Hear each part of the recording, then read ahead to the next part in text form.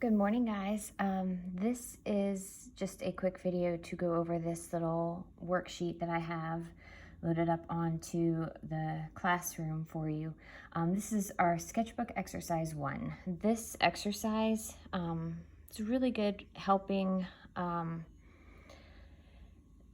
only with drawing lines consistently, drawing a variety of lines, going in a variety of different directions with those lines, but it also helps with handwriting. If you like working with letters, calligraphy, this is definitely an exercise that you would do, especially if you're practicing a new type of font or a new style of writing. So I'm going to go ahead and read these instructions for you, and then we'll go from there. All right, so here are what the instructions say. One of the ways we improve as artists is by drawing things repeatedly. Just like musicians practice scales and athletes run drills over and over. Below you will find several different types of lines and combinations of them. Following the directional arrow by each line, you will first trace the lines with your finger, second, trace the lines with your pencil or pen, and third, draw the lines on your own on the back of this paper. All right, so the reason I say trace the lines with your fingers first is because it's going to give you an idea of that direction that you're going, as well as the shape that you will be making, or the line that you will be making. Especially if it's new. Anytime you're drawing something new, tracing it with your fingers, tracing it with the back of your pencil, the eraser of your pencil, those all help familiarize you with the shapes, with the lines that you're drawing, so that when you do go to draw it, it's a little bit easier for you.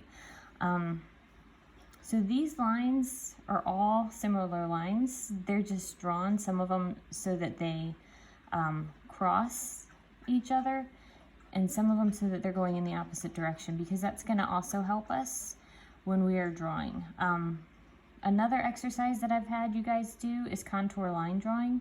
This exercise will actually help with those contour line drawings that you do when you're looking at an object, not at your paper, and drawing what you see.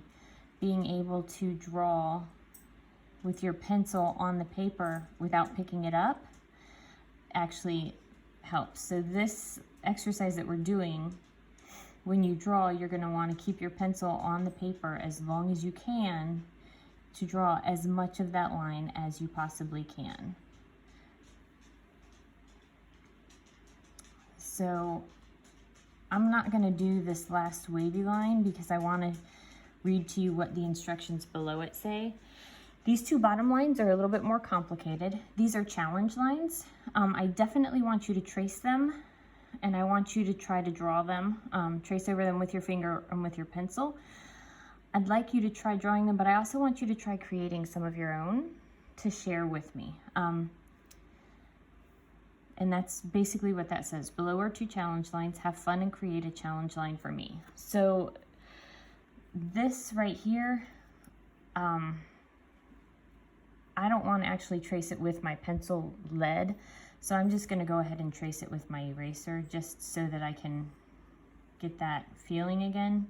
You can trace it with the point of your pencil if you want to. That's fine. The reason I wanted to create this video, besides talking to you about those lines, is to show you this lined paper. Since this is probably going to be new for a lot of you doing this, use lined paper, because that's going to also help you not just to give you that guideline so that you can make those lines straight, but it's also going to help you keep each of those lines even as far as top and bottom.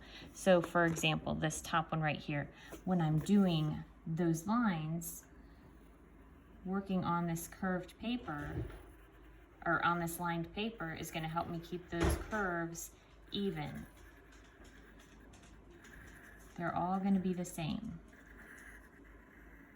And I'm going to try to keep my pencil on the paper as long as I can,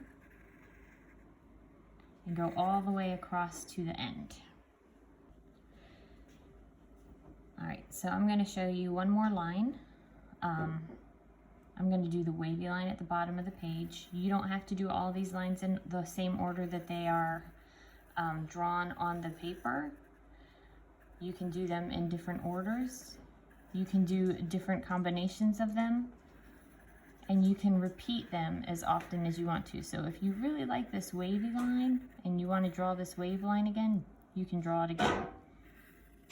If you want to try to draw one over the other of this wave line, like the wavy line that's above it on the worksheet, you can do that as well. This is really just for fun and just for practice to get you used to keeping your pencil on that paper for as long as you can, to try to draw that line as consistently as you can.